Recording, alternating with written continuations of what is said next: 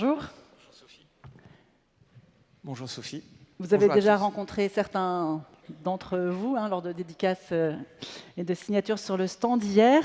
Je disais une soixantaine d'albums et depuis quelques années, vous avez privilégié des thèmes qui vous sont chers, l'histoire, la mémoire, la transmission.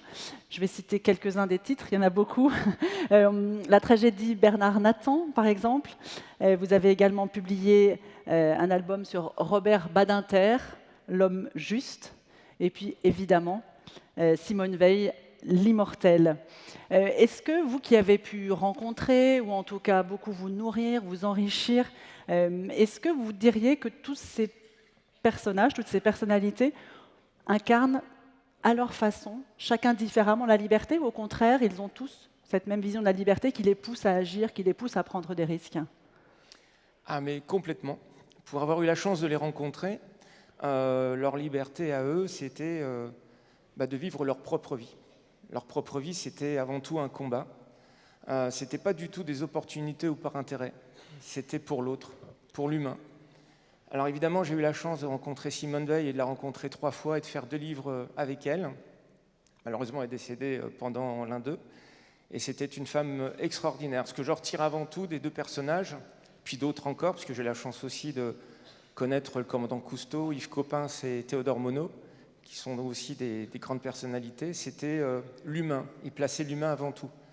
Je peux faire maintenant la différence entre avant et maintenant, pour avoir eu la chance de les côtoyer encore une fois de près, c'est que ces gens-là, en fin de compte, ont donné leur vie pour les autres, alors qu'aujourd'hui, c'est mon avis personnel évidemment, je pense que ceux qui sont à l'État en ce moment, c'est pas forcément pour nous. Donc il y a une grande différence.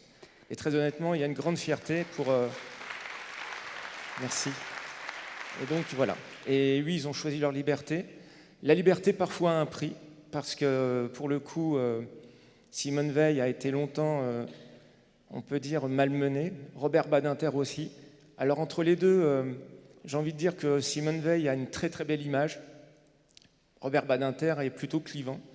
J'avoue que c'est une certaine philosophie. Il faut marcher un peu sur les pas de Victor Hugo pour comprendre vraiment justement le combat de Robert Badinter. Mais quand on a eu la chance de les connaître, quand on a eu la chance de les côtoyer, forcément on se nourrit d'eux.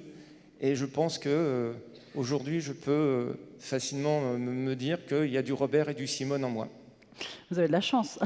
Alors, à défaut de les avoir rencontrés, on peut lire vos albums, mais restons un instant sur Simone Veil. C'est une femme au parcours effectivement incroyable, qui a pris des risques, qui a tenu envers et contre tout et contre tous. Qu'est-ce qui vous frappe?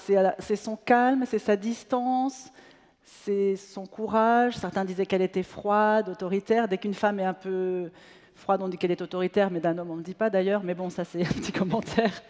Mais voilà, est-ce que Simone Veil, qu'est-ce qu'elle dégageait? Alors avant tout, c'était l'aura, c'était le charisme. Pour le coup, la petite histoire, très rapidement, la première fois que je rencontre Simone Veil, je suis tout juste jeune dessinateur à 20 ans, au Festival de Granville en Normandie, elle est à côté de moi. J'avoue qu'à 20 ans, je n'étais pas forcément passionné par la politique. Bon, autant vous dire qu'il y avait le dessinateur de Babar, j'étais plus intéressé par Babar que par Simone Veil. Mais 20 années plus tard, je suis au Panthéon, Jean Moulin, Aimé Césaire, Victor Hugo, enfin des grandes personnalités, parce que j'ai toujours marché dans les pas des grandes personnalités pour me forger un exemple. Et là, je me dis, bon sang, si je devais mettre une personnalité encore actuelle, ce serait qui? Et là, j'ai pensé à Simone Veil. À l'époque, elle s'était retirée évidemment de la vie politique et médiatique. Et par l'intermédiaire d'un ami, je suis reçu chez elle, place Vauban. Et là, je vois une dame très digne, très, très humaine, très disponible. Et là, en fin de compte, je m'aperçois, la chance que j'ai évidemment, mais quand je lui parle, je me refais le film de sa vie. Je me dis que toute sa vie, sans faux de mots, c'est qu'elle a eu toujours une bonne étoile. Imaginez-vous quand même qu'à 15 ans, elle est sur le quai d'Auschwitz. À 15 ans, elle devait être gazée, parce qu'il y avait une sélection. À partir de 15 ans, les enfants, les vieillards, ceux qui servaient à rien pour les nazis, étaient gazés tout de suite sur le champ. Ça devait être son cas. Et il faut savoir une chose, c'est que sur le quai, les nazis avaient cette bonne idée une semaine avant de faire manger des déportés, de bien les habiller pour être bien portants, pour les accueillir, de façon à ce qu'il n'y ait pas de panique. Et là, une personne que Simone ne connaît pas lui dit « Tu as quel âge ?» Et elle a dit « J'ai 15 ans ». Et là, cette personne lui dit surtout « Dis que tu as 18 ans ». Mais c'est une fraction de seconde. Et quand elle arrive à la sélection, évidemment, « Quel âge as-tu » J'ai 18 ans. Et là, elle a été sauvée une fois. Ensuite, elle va au camp de Birkenau, le pire des camps, puisque c'est les chambres à gaz, les fours crématoires. Et là, elle va tomber sur la pire des capots, Stena. Et là, elle lui dit « Toi, tu es trop belle pour mourir, je vais te protéger ». En fait, je me suis aperçu que toute sa vie, elle a été protégée, elle avait une main sur elle qui fait qu'elle a été protégée. Et j'ai compris très tôt que quand on lui a dit « tu es trop belle pour mourir », c'était surtout l'aura qu'elle avait, parce qu'elle dégageait quelque chose, elle dégageait une énergie. Et très honnêtement, quand on la regardait, et je peux vous dire qu'elle a les yeux verts et pas les yeux bleus, eh ben, elle imposait déjà le respect, mais surtout, on avait l'impression qu'elle vous mangeait des yeux, c'est-à-dire que elle vous laissait une chance de vous exprimer. Elle avait conscience du symbole et de l'icône qu'elle était. Mais en fin de compte, il n'y avait jamais au-dessus. Elle était au même niveau que vous. Et je pense que c'est vraiment l'aura et le charisme qui la correspondaient. Avec des convictions profondes pour Simone Veil, c'est que la liberté n'est jamais acquise. Elle se défend tous les jours, pour soi comme pour les autres. Alors ça, je pense aussi que ça vient aussi de sa famille, hein. Cette liberté, ce combat. Simone avait une grande sœur, Madeleine, une autre sœur, Denise. Denise, entre guillemets, était une femme aussi exceptionnelle, était résistante. Et puis Jean. Jean, c'était son frère. Elle, c'était la dernière. Et elle avait un père qui avait fait, André, qui avait fait la Première Guerre mondiale, et une maman qui travaillait à la maison. Et en fait, c'était son exemple, sa maman. Denise, qui était la résistante, c'était son père. Et toute sa vie, en fait, sa maman lui a dit ma fille, tu dois te battre, ma fille, tu ne dois pas être dépendant de quelqu'un, tu dois justement aller au bout de tes convictions à 15 ans.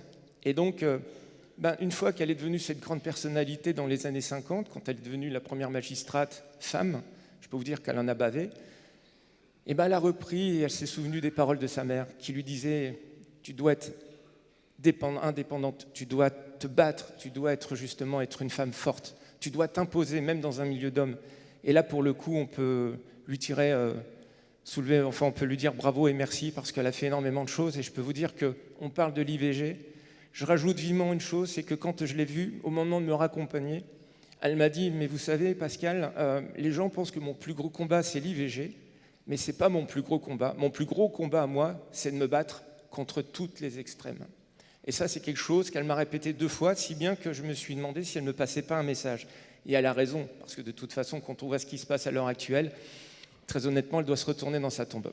Avec une idée que la République est forte parce qu'elle garantit les mêmes libertés pour tous. Ça aussi, elle croit en cela. Oui, oui, tout à fait, mais très honnêtement, pour être vraiment au cœur dans la culture, je suis chevalier des arts et des lettres, ce qui fait que mon travail a été reconnu. Donc j'ai quand même une certaine place privilégiée où je côtoie certains politiques, certains milieux. Et très honnêtement, si je pouvais faire une comparaison entre les années 70 et maintenant, il y a quand même un gros décalage. On parle de liberté. Dans mon métier, on s'est aperçu, croyez bien, je suis un des premiers visés, on a cette liberté de penser, mais cette liberté de s'exprimer devient de plus en plus difficile. On le voit avec Charlie, évidemment, ça a commencé déjà. Mais voilà, si on peut développer plus tard, mais voilà, cette liberté de penser, on l'a, mais cette liberté de s'exprimer devient de plus en plus compliquée. Simone Veil, si on veut la connaître encore mieux, il y a vos albums, bien sûr. Il y a une exposition en ce moment au musée de la Shoah avec justement Simone et ses sœurs qui ont joué un très grand rôle. Il y a beaucoup de livres et c'est vrai que c'est une femme qui, si vous avez envie de la connaître encore plus, a suscité beaucoup d'intérêt de la part d'auteurs, d'historiens. Et donc c'est important effectivement pour la faire vivre toujours, de lire, d'acheter, de ne pas se lasser, de lire ses discours, ses textes également. Je voulais qu'on parle aussi de Robert Badinter. Alors vous avez plutôt rencontré sa femme, Elisabeth, qui est aussi dans son style, dans son genre, une femme qui a des convictions qu'elle a portées tout au long de sa vie. Pourquoi avoir choisi Robert Badinter ? Vous trouviez qu'il était clivant, mais en tout cas, voilà, il a aussi marqué son époque. Alors, en fait, c'est un peu le même parcours que Simone. On va dire qu'en fin de compte, c'est aussi un homme de conviction. C'est un homme passionné. Lui aussi, il ne s'est pas levé un matin en disant bon, je vais abolir la peine de mort. Voilà, ça, ce sont des personnages, je pense qu'on n'aura plus. Mais Robert Badinter était une grande figure. Et je m'étais dit, parce qu'encore une fois, moi, ce qui est important pour moi, c'est de m'adresser au jeune public, aux jeunes générations. J'avoue qu'il y a du travail, mais je ne désespère pas. Je vais dans les collèges et lycées et je m'aperçois que ça fonctionne. Le devoir de mémoire fonctionne, la transmission fonctionne. Donc Robert Badinter, pour moi, c'était la continuité de Simone Veil. Et puis vous avez vu à l'époque, quand j'ai fait Simone et Robert, il n'était pas question que les deux rentrent au Panthéon. Donc j'ai une certaine fierté pour le coup. Donc si je dois faire la vie de quelqu'un d'autre, peut-être il va rentrer au Panthéon. Voilà. Mais il meurt aussi, puisque les deux sont morts pendant l'ouvrage, Ouais. donc pour le coup. Mais Attention quand on rencontre Pascal Bresson. je sais bien. Mais c'est vrai que c'était un homme de conviction qui a marché, et ça j'insiste vraiment sur les pas de Victor Hugo. Lui aussi s'en est pris. Mais ce que j'ai beaucoup aimé, ce sont des personnes qui sont restées vraiment intègres. Je peux vous assurer que ce soit Simone Veil ou Robert Badinter, ils n'ont aucune casserole. Aucune. Ce qui change un petit peu de nos politiques. Mais quand j'ai rencontré Elisabeth Badinter, alors ce qui était assez marrant, c'est que pour la petite anecdote, ils avaient chacun leur étage. Alors évidemment, ils dormaient ensemble, mais par contre, ils avaient chacun leur étage, ce qui fait qu'ils ne s'empiétaient pas les uns sur les autres.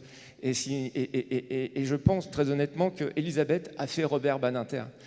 Parce que Robert Badinter, au départ, était un jeune avocat, un peu VIP, voilà, c'était un beau gosse, il aimait les femmes, il aimait sortir. Et puis le jour où il a rencontré Elisabeth, elle lui a dit, toi, maintenant il va falloir que tu reprennes un petit peu le chemin, et puis je vais te montrer surtout ce que tu dois faire. Et là, c'est devenu un grand personnage, un grand bonhomme. Et vraiment, on peut le remercier, qu'on soit pour ou contre, je suis désolé. Mais voilà, c'est des convictions, ce sont des gens qui sont allés jusqu'au bout. Quand il raconte justement l'exécution de Bontemps, très honnêtement, quand il raconte en détail l'exécution de Bontemps, ça fait froid dans le dos. Et il a encore le Bontemps qui tremble pour l'avoir tout à fait. Donc, interviewé aussi. Et ce qui est important aussi de préciser, c'est que quand on se plonge dans la vie de ces personnages, forcément, il faut tout lire. Moi, je passe toujours un an avant de faire un livre sur, par exemple, Simone Veil ou Robert Badinter, où je me cultive, où je m'imprègne vraiment d'eux. Si bien que parfois, Simone Veil, ça m'a coûté un mariage. Enfin, pas un mariage, mais une relation. Parce que c'est tellement Simone Veil que je dormais Simone Veil, je pensais Simone Veil, j'étais Simone Veil, j'avais l'impression de... Et ça n'a pas plu, pourtant c'était un grand personnage, mais depuis j'ai trouvé mieux. Et donc... oui. On va tout savoir. Ah oui. Et entre-temps, je me suis marié. Elle est là? Elle est dans la salle? Non, mais elle n'a pas pu venir, malheureusement. Mais voilà, ce sont des personnages qui sont inspirants, et on a besoin de ces grandes figures pour s'inspirer. Moi, quand j'étais jeune, mais pour moi, très tôt, j'ai connu pas Robert Badinter, mais Victor Hugo. Vous voyez, je l'associe à un lapsus.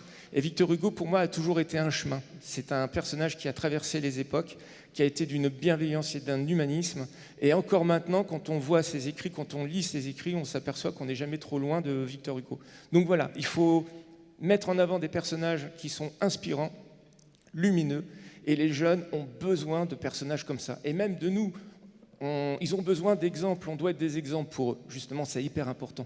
C'est ça que vous avez envie de dire à tous les parents qui nous écoutent ce matin, qui sont là, voilà, transmettez, offrez des livres à vos enfants, montrez-leur des films, faites-leur connaître ces grandes figures. Là, par exemple, c'est le 6 juin, hier c'était le 6 juin, chaque année, mais depuis, parce que je précise aussi, Sophie, c'est que j'ai eu la chance d'être élevé par mes grands-parents, une grand-mère qui était résistante à Reims, agent de liaison, réseau Libération Nord, et un grand-père qui était dans la 2e DB, Libération de Paris et de Colmar. Donc autant vous dire que j'ai été biberonné au devoir de mémoire, si bien que depuis l'âge de 12-13 ans, alors ça va vous faire rire, mais tous les ans, sans exception, le 6 juin, je regarde qu'un film, le jour le plus long.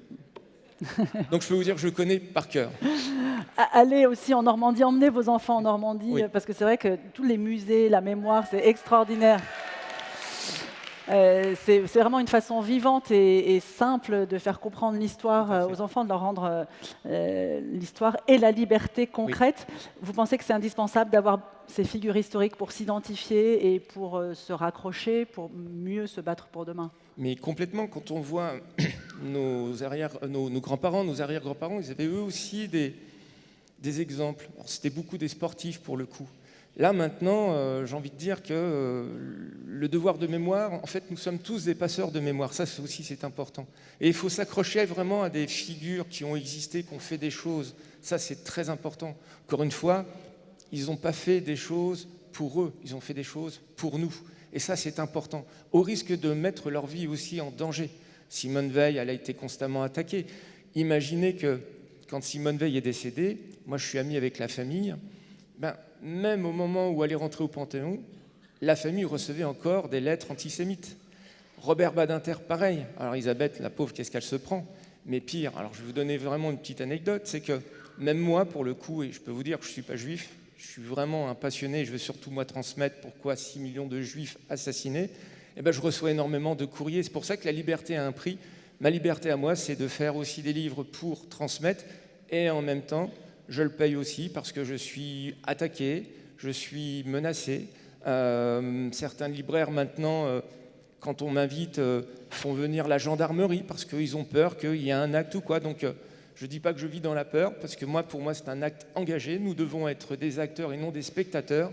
Le souci, c'est qu'on a un environnement qui fait que ça peut un jour vite partir en cacahuète. On va essayer de rester optimiste. Ah oui, non, mais alors là, je peux vous dire, moi d'abord, je suis l'homme le plus heureux du monde parce que j'ai une femme exceptionnelle. On a compris. Donc voilà. Vous allez écrire un livre sur elle. Ah, mais je crois que c'est elle qui l'écrit sur moi. Mais non, je suis un homme très heureux, sauf qu'évidemment, en étant sur le terrain, je peux que constater, mais encore une fois, je me dis que, imaginez dans la classe, quand je rencontre des troisièmes, surtout les troisièmes, parce qu'au lycée, c'est encore un autre niveau, mais quand je vais dans les troisièmes et que je vois des jeunes filles et des jeunes garçons, je ne peux pas m'empêcher de leur dire, vous savez, Simone Veil, quand elle était à Auschwitz, sur le quai, elle devait être gazée, elle avait votre âge. Et regardez ce qu'elle est devenue. Vous, peut-être que je suis en train de semer, et peut-être qu'un jour, je vais récolter, parce que peut-être que parmi vous dans la classe, il y a une future Simone ou un futur Robert. En ce moment, vous travaillez sur Hannah Arendt, c'est le projet d'un de vos prochains livres.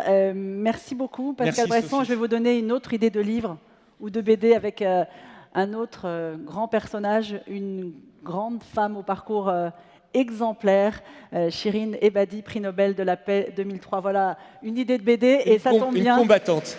Merci Shirin à vous. Ebadi. Et bon congrès. Merci beaucoup, Pascal Bresson. Merci Sophie.